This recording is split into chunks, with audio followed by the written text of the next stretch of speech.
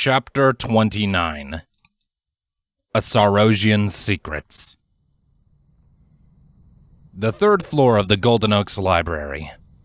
The den of secrets that was the home of the answers that Twilight had been searching for several days. At least that's what it was in theory. And while Rainbow Dash was off exploring some of the offshoot rooms and closets, Twilight was left with the more open section of the floor. Practically a maze of book-laden tables that served to fill the majority of the space up here. Twilight began by roaming from one of these tables to the next in sequence, scanning the books on top in search of the one she was looking for. Open or closed, none of the texts that Twilight could see were of any real interest, however. Most of them were, as expected, spell books of various descriptions. Everything from the most basic of techniques like levitation to things that were far more advanced, like healing magic and things like that. With every book that she glanced at, this felt less and less like the lair of a mastermind and more like the disorganized study of someone who is borderline obsessed by unicorn magic. There didn't seem to be anything particularly damning here. Or at least there wasn't. Until Twilight was finally reunited with the book that had helped to start her out on this self-imposed quest. That silver crescent moon emblazoned on the cover, alongside those three Ciaran words that had been at the forefront of Twilight's thoughts for days now. Coral Lumini Luni. The words were alluring in their own right, practically begging for Twilight to take a look inside at what secrets were held within. It was almost unreal to see it again in the waking world. Almost enough to convince Twilight that she was dreaming again. But she was very awake, proven by a quick pinprick of magic that was centered on the frog of her left hoof. This wasn't a dream, meaning that whatever she found when she eventually opened that book was going to be the real deal. No cryptic messages or warnings from the mare and the moon left open to interpretation. The only thing held on these pages were the answers that Twilight had dedicated herself to uncovering. And now that the option to remove the veil was finally within her grasp, she hesitated. The anticipation built and built until it boiled over, causing Twilight to begin to shake and tremble from mixed excitement and anxiety. She could feel her heartbeat elevate in tempo as she stared at the book, only now wondering if she should even look. It was only now that Dash's warnings came to hit their mark. The promise that more knowledge would lead to only more danger. Was she really willing to risk everything just for the sake of stopping whatever it was that had been going on in this quiet little country town? She tore her eyes away from the book, scanning the main hall of the library's third floor for the Pegasus that had brought her up here. Rainbow was nowhere to be seen, likely still snooping about in one of the side rooms or closets for whatever it was she had been sent here to find. Maybe she was doing a bit of reading of her own, Twilight idly thought, in an attempt to convince herself to do the same. And even though Dash had specifically told Twilight to simply let the Black Hoof know when she found something that looked suspicious, she couldn't help but make the assumption that this had been an act of creating a cover story. After all, Dash shouldn't have brought Twilight up here in the first place. They'd both be in the same amount of hot water if word of this little tag-along got out. So while Dash had the advantage in being able to legally arrest and detain Twilight for her intrusion, Twilight had just as much leverage herself. Even more, depending on how much Dash valued her job. And so it was decided. Rainbow Dash had brought Twilight up here to assist her in this endeavor, and the only way she was going to be of any assistance is if she prepared herself. Knowledge was a powerful weapon, and Twilight was ready to arm herself to the teeth. Whatever Knox and his associates were planning was something big, and she couldn't just sit idly by and allow such treachery to go on unopposed. And so Twilight took the book in her magic, opened it up, and began to read. She found herself face to face with a wall of Ciaran text.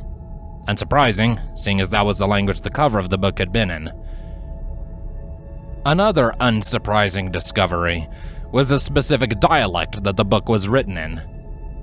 Languages had the pesky trouble of changing over time, and this piece had been written a long time ago.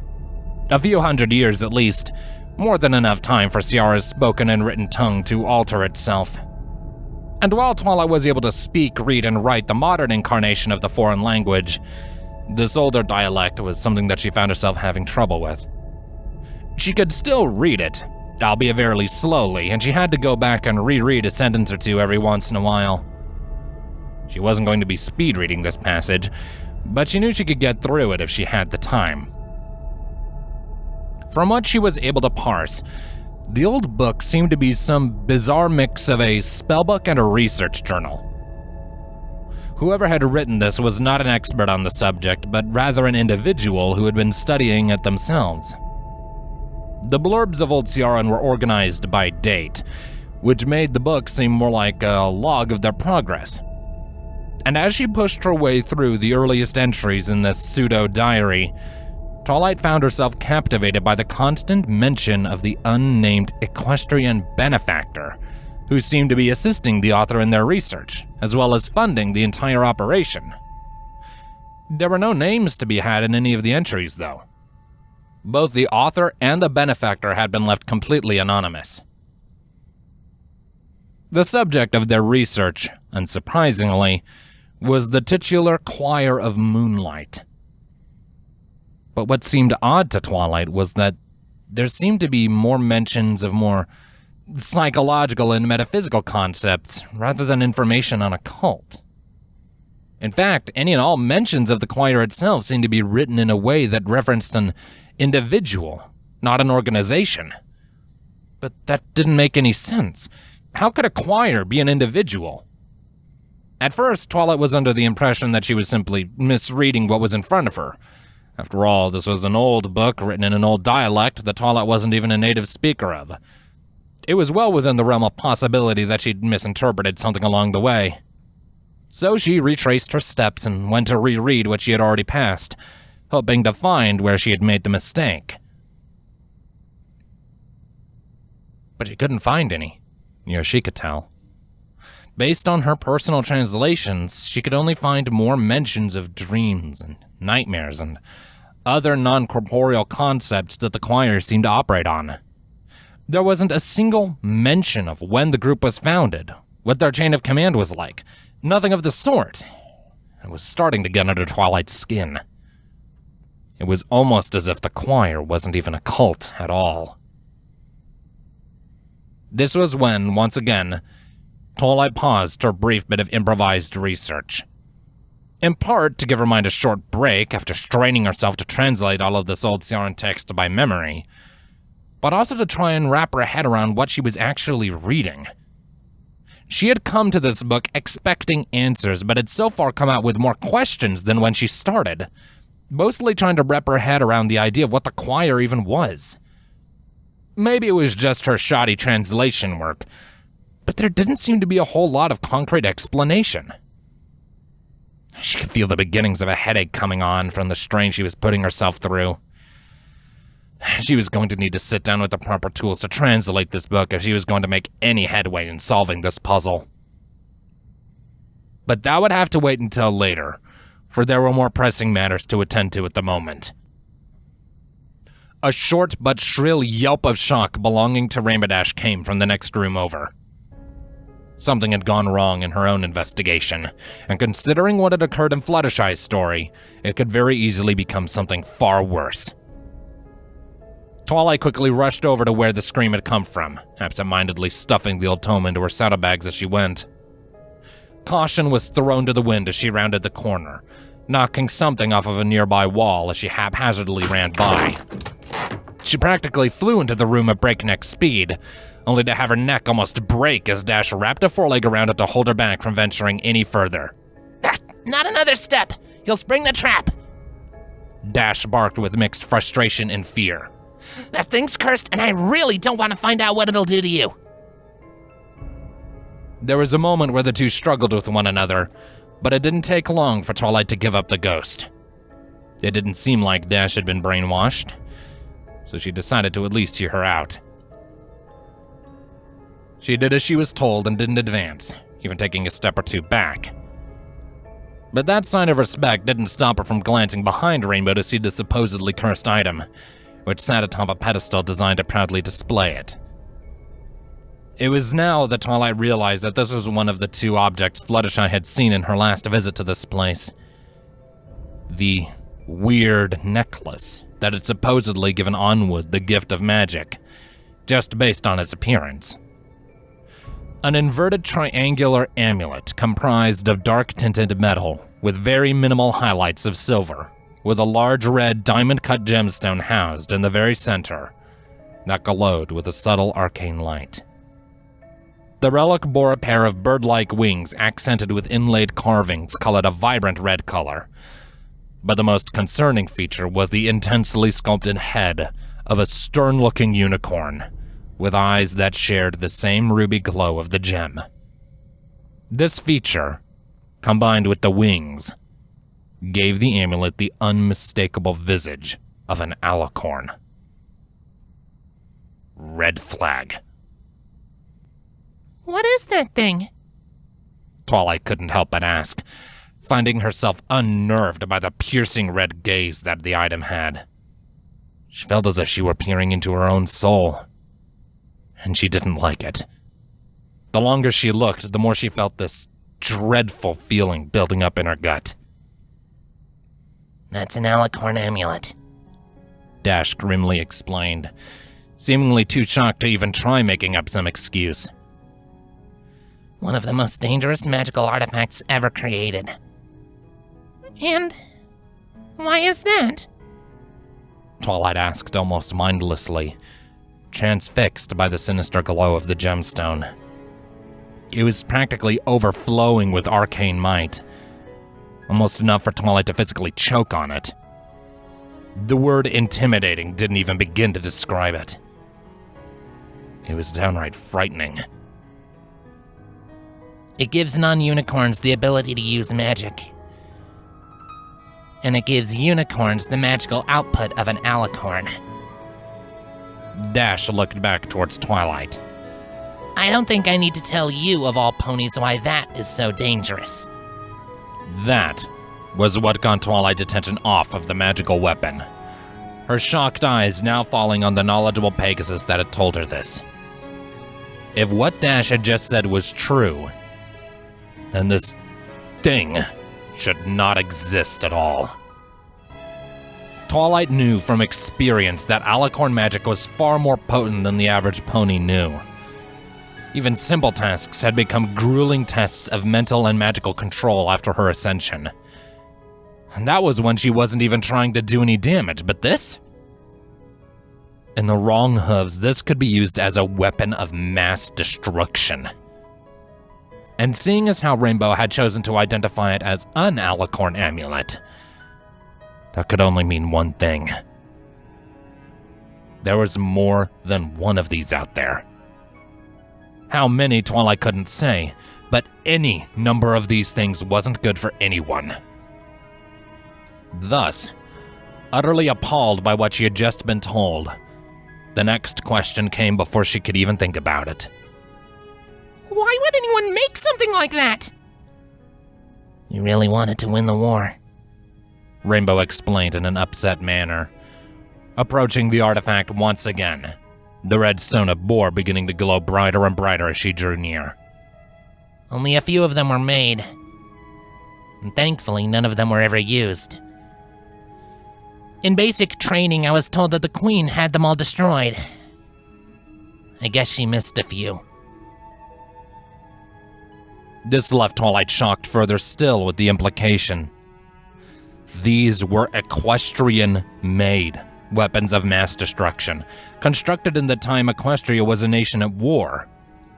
And whether or not they were used was irrelevant in Twilight's eyes. Making them at all was a horrific and blasphemous act. This kind of power was dangerous enough in the possession of the few alicorns that existed. It sickened her that her home nation would try to mass-produce that, regardless of their reasons for doing so. It made her want to vomit. She had to take her mind off it. She couldn't bear to think about it anymore. That was when Twilight finally noticed Rainbow's proximity to the device, something that heavily contradicted something she had just said. Wait, didn't you just say it was cursed? The fear and disgust that Twilight felt towards that immensely powerful artifact were replaced with great concern for the Black Hoof's safety, and her own. Yep. Rainbow Dash, on the other hoof, seemed more focused on whatever it was she was doing. She set her saddlebags down on the ground, and then started digging about within them. Scared the crap out of me when I came in here, too. You know, you'd think a black hoof wouldn't be so jumpy, huh? She chuckled at her own expense. And didn't you say that if I got too close, I'd set it off? Also, yep. So stay back for a minute while I take care of that. But aren't you going to? Rainbow interrupted the perfectly reasonable question by smacking a hoof against her head 3 times, without looking away from her bags. Oddly enough, there was a metallic clang that chimed out with each smack. The unmistakable sound of a hoof colliding with metal. There's a plate of adamant in my head. They put it in on my first day as a black hoof. Standard issue. Dash finally spared a moment to look back up to Twilight, now bearing a very familiar cocky grin. Think of it like magic insulation. Keeps all kinds of nasty magic from poking around in my brain. It also makes me really good at headbutting, funnily enough. Twilight hadn't thought that anything else could have surprised her tonight, but there was Dash with another shocking revelation that managed to amaze her. Adamant was something that Twilight had learned about in her time at the School for Gifted Unicorns. It was the only mineral in the world that displayed an almost complete immunity to magic in all of its forms, including alicorn magic. One would need enough raw magical power to fundamentally alter the laws of physics in order to bypass that otherwise immutable fact. That unique property, combined with its extreme rarity and impossible durability, made it one of, if not the most expensive materials in the world, without question. With only a few pounds of the stuff, you'd be able to get enough money to set yourself up for life. And Rainbow had a plate of it embedded in her head. As did every Black Hoof operative, if Dash's claim of standard issue was true. No wonder Black Hoofs tended to keep their identities secret. They all had a literal king's ransom tucked away at all times. That was enough to get Twilight's mind off of the horrendously stupid idea sitting at the end of this room, turning and leaving Rainbow to do whatever it was she planned on doing with the amulet. The smart money was on her removing that proximity-based curse by one means or another. Probably salt or something like that.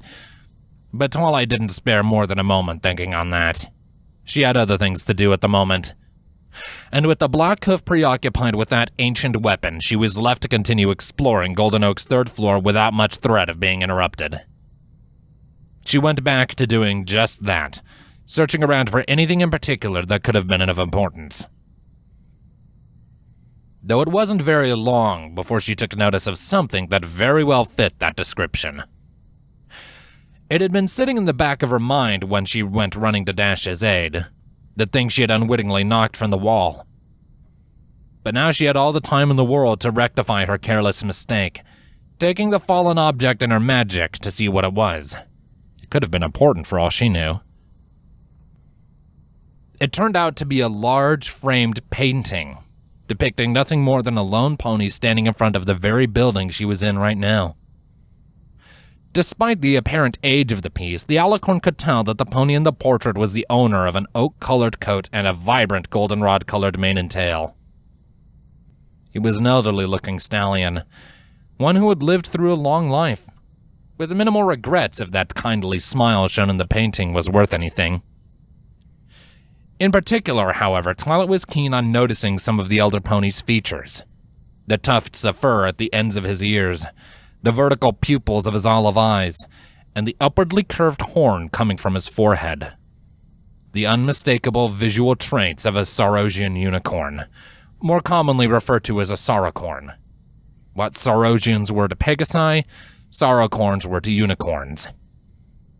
A nocturnal counterpart that was native to the regions in and around Ciara.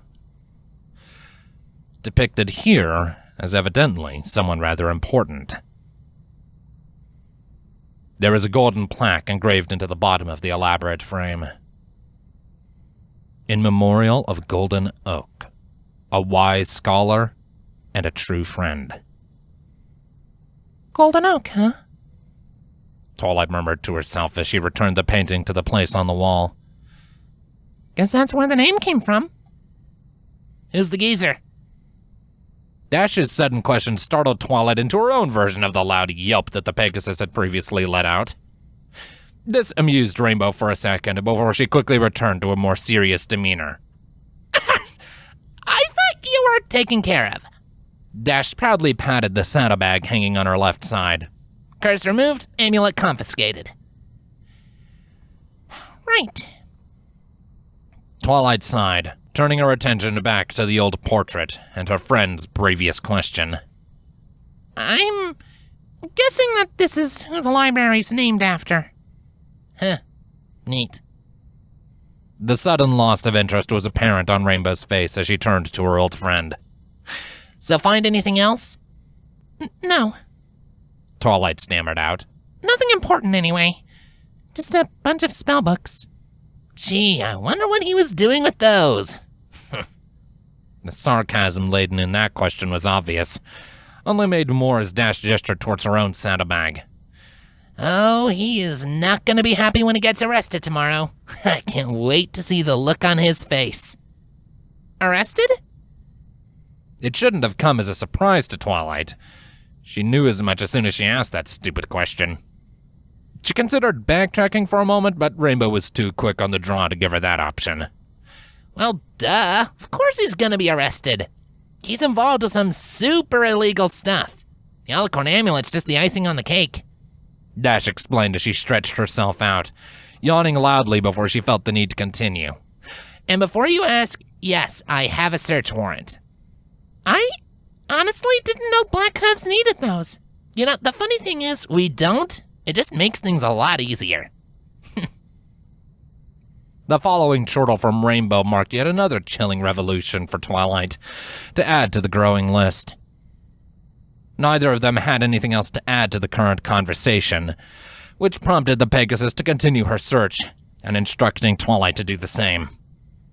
And despite not being asked why, Dash chose to explain that even though the amulet was enough to get Nox locked away for several lifetimes, there were still some top-secret things that Rainbow was required to find. What were those things? Well, she didn't say.